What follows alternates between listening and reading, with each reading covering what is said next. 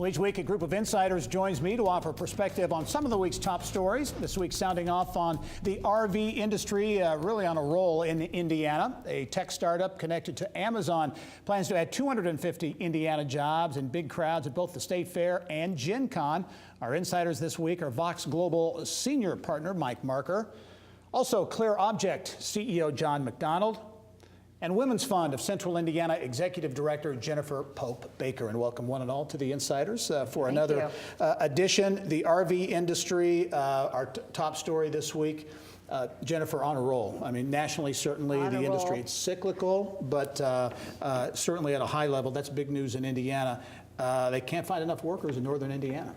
I think that that's amazing for northern Indiana to have that opportunity, and was pointed out earlier that they're posting signs now saying no drug testing necessary, and that's a really hands-on industry too. It's not an automated industry, and they're building it as people order, and the demand's there, and we need to figure out how to get skilled workers up to northern Indiana for those opportunities. Yeah, it's a big issue around the state in particular there. John and Jennifer, you mentioned at the sign, no drug test. You saw it, right? I did up myself, there. Which in one sense, it's kind of frightening. I'm hearing that from around the state, that some companies are eliminating drug tests, some are lowering the standards because they can't find workers. Yeah, you know, it's a luxury industry that comes back roaring first, and then the bottom falls out of it last. But when I talk to some of the folks from that industry, they're all excited about Internet of Things and autonomous RVs. Think about hotel rooms that show up at your doorstep and drive you to Chicago, which sounds kind of Star Trek-ish, except it could get them out of that cyclical up and down into some sort of an industry that would be useful all year round. Yeah, your take on all this, Mike. I think unemployment in Elkhart County,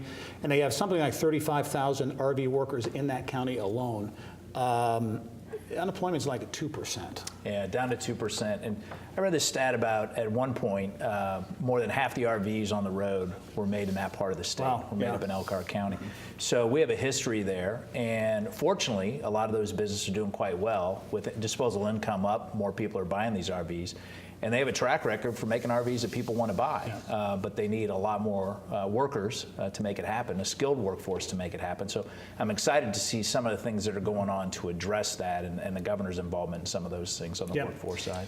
I also want to ask you about another Illinois company moving to Indiana, this one in Northwest Indiana. And good news for a city that really hasn't gotten a lot of good news for a long time, Gary. HMD Trucking, based in the Chicago area, making a $6 million investment, moving its headquarters to Gary with plans to add 500 jobs, which is great news. But again, another one of those migrations out of the state of Illinois. When you talk about things that are on a roll, RV industry for sure, but Illinois companies and the environment that we've created here in Indiana, Senator Hirschman, governors, we've created this environment where companies are looking around and saying, I want to be in Indiana.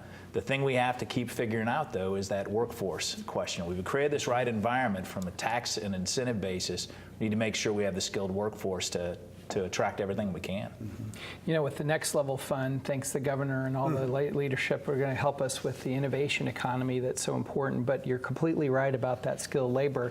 The new skilled labor, the new plumbers and electricians of our economy are coders and people that understand computers. And so we have to do so much better about a statewide approach to bringing all those skills to everyone that graduates from high school to become the laborers that we need going forward. Yeah, technology certainly in the news a lot in Indiana, in particular Central Indiana. This week, Jennifer, Sigster, two companies, Sigster and Viral Launch, both announced big expansion plans.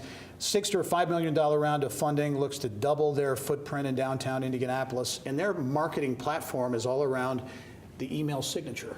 Right, with the number of emails that we all have sending out and that we're getting in every day, and the opportunity to change the message that's in that signature every time, the frontier is wide open on that. Yeah. And as you look at the kinds of tech companies that are locating or growing here, it seems to be becoming a little bit more diverse. Real sweet spot in terms of marketing technology, certainly here, but all kinds, and that adds to the kind of diversity and the number of workers and those who are employed by those companies. Absolutely, and I think the Viral Launch is interesting because if you go the layer beneath that, so you have these small startup companies who are hiring Viral Launch to help get them on Amazon and get good placement. I wonder, when you peel back the onion, are those small businesses ready for a big boom in their business? Or is it going to be like the Oprah effect, right? When Oprah talked about businesses and then they were deluged and then went out of business because they couldn't handle it. So business planning before you work with viral launch, I think, is going to be important. John, you lead one of these great, cool tech companies, Clear Object. As you look at the announcements this week against Sigster, the viral launch, and viral launch is 250 jobs they want to add over the next 4 or 5 years. Your take? Here we keep going again. Yeah. It's really awesome. And you know, the viral launch is really cool because now the Amazon is now the everything store. You know, you sit and order everything you want, including groceries. And now launching a product into Amazon is just as important as launching a product might have been into Kroger or to Walmart in the past. And they're really helping that with that on-ramp. But I agree, there's a risk that people could expand beyond and not really understand the power of the internet and the wide scope that they have in distribution of their product. Yeah, the ability to market has changed so dramatically. And it's really great to see the environment here in the state of Indiana where technology companies, entrepreneurs who want to build something, do something important, take advantage of kind of the what's available to them today. It's great to see both the expertise and the experience growing here, the investment capital that's able to help spur that. I think we're just really set to really take off and build upon what's already here. Well, another industry, if you will, and it's become an industry, the craft brewing industry and craft distilleries now around the state. I think there are well over 100 craft breweries around the state. And Mike, Sun King made its name brewing beer, but now getting into spirits, craft spirits. Plans for a big new distillery in downtown Carmel. They talked about that this week.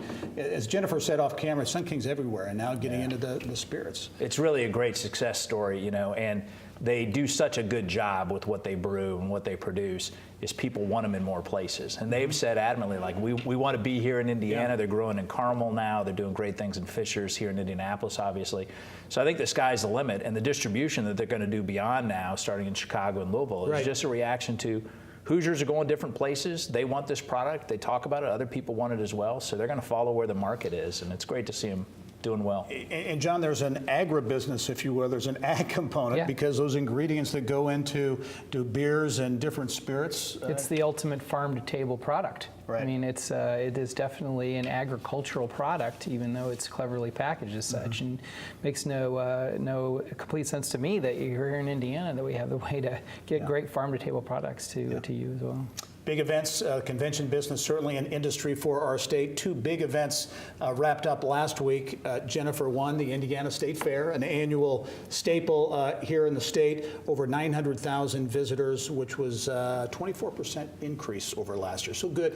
Benefited from good weather, but the State Fair has really become, well, it has been for many years, but to see those kind of crowds is nice. Well, certainly they benefit from the weather, and they had the new Skytram. And I think that they're doing a really good job of helping introduce our community to how important agriculture is. And they had a fantastic exhibit about food and the history of food for people to look at. And then, you know, quite frankly, people go for their fried Twinkies. I got to get, you know, first girl in line at the dairy bar when we go. But it's an important part of our state and reflects the most important part of our state business with agriculture. Gen Con, another one, you know, 50 years now. I'm not sure how many years it's been here, but a number. Record crowd, first time ever a pre-sellout for that event. And interesting to me, hotels talking about the young Gen Conners a few years ago that bought peanuts and Mountain Dew. Now they're young, middle-aged professionals spending a lot more money. I don't think that people could have predicted the wild success of this and the fact that they're selling out. And I think at the beginning it had the sort of reputation of being the kooky people who live in their mother's basements. But it's really a huge economic driver in our community and a great way for people who want to express their creativity and come together. I think it's exciting that it's happening in Indianapolis, and there's nothing better than going out to lunch in downtown Indianapolis during Gen Con and having a window view. Yes, there's some interesting people watching. Mike, we'll end up with you. Pacers St. V cut the ribbon on a $50 million really cool training and health center in downtown Indianapolis. Yeah, a really great story here. We've worked with St. Vincent a little bit, and it's great to see this happen. They've had such a nice run in leadership. We know Vince Capone was here, and now Jonathan Nally, and they're doing some exciting things. And one of their key missions is how to increase the number of healthcare access points around the state. Downtown Indianapolis is growing.